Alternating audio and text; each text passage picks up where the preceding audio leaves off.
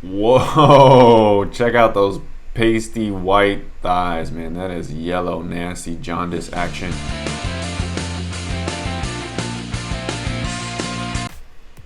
All right, guys, this is I guess fitness log number 3. What am I working on over the past, I don't know, couple weeks?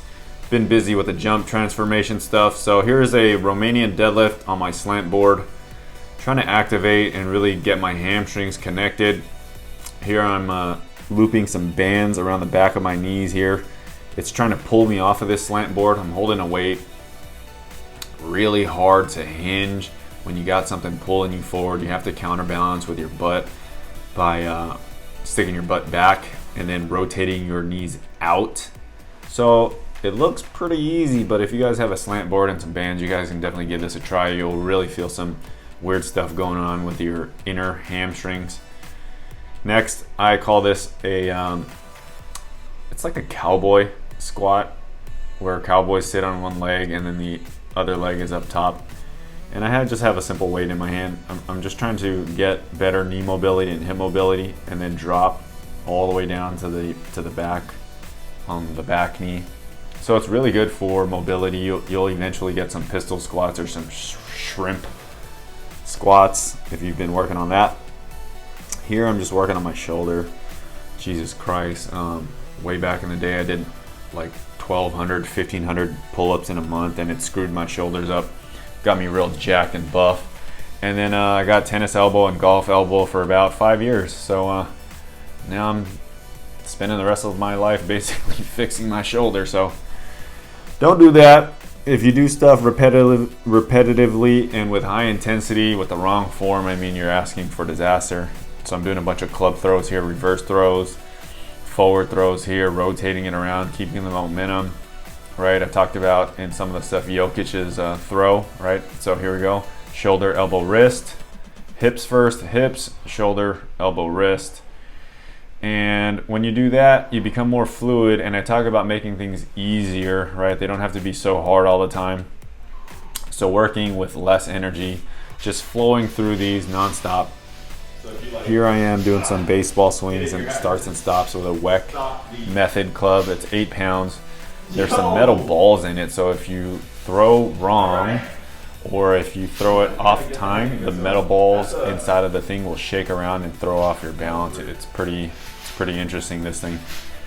Still not sure if I like it. It's a little expensive. Costs about 120 bucks for this thing. Been using it for a little while, about a week. The more I talk about it now, I actually think I kind of like it. Initially I didn't, but here I was on the first day just testing it out. This is a searchlight, just back and forth, activating my core, turning my hips, using my arms and legs, and then here I am trying to do that front throw again.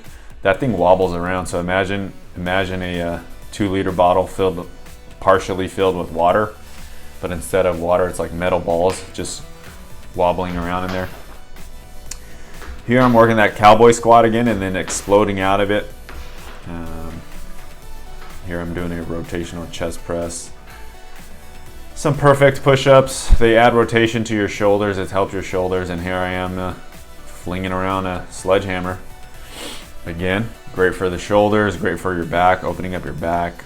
Here's a 10-pound Indian club. This is just all part of the routine. I mean, it gets pretty repetitive. Here I am with the WEC method club again, trying to do some internal, external rotations, trying to balance that thing like a gyroscope. This exercise I really liked.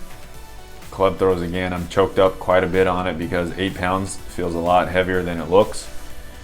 Here I'm working my water polo stuff with a heavy ball. That one's 3 pounds. This is great for your shoulders, especially if you guys are typing all day long. And then I'm working my passing, or my hand and finger dexterity. So I talk about how everything is just controlled through your release. So being able to pass it off the reformer or the rebounder there, it really works my catching ability and my hands controlling that thing. You will be surprised. It looks easy. When I've had players do this, that ball goes flying all over the place. They can't catch it. I tell them throw it straight at it. It flies over their head. It flies off to the left, flies off to the right.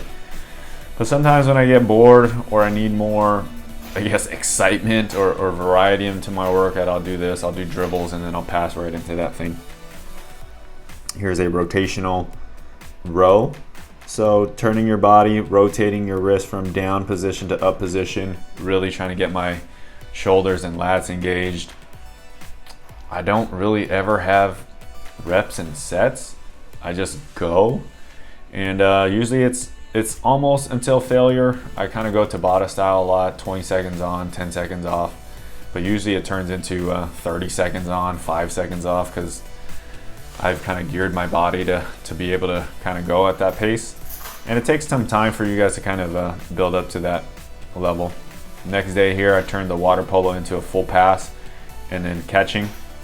So this is left-handed, trying to figure out how to fluidly move through this. So catch it and then catch it smoothly behind the head, water polo catch around hips, shoulder, elbow, wrist.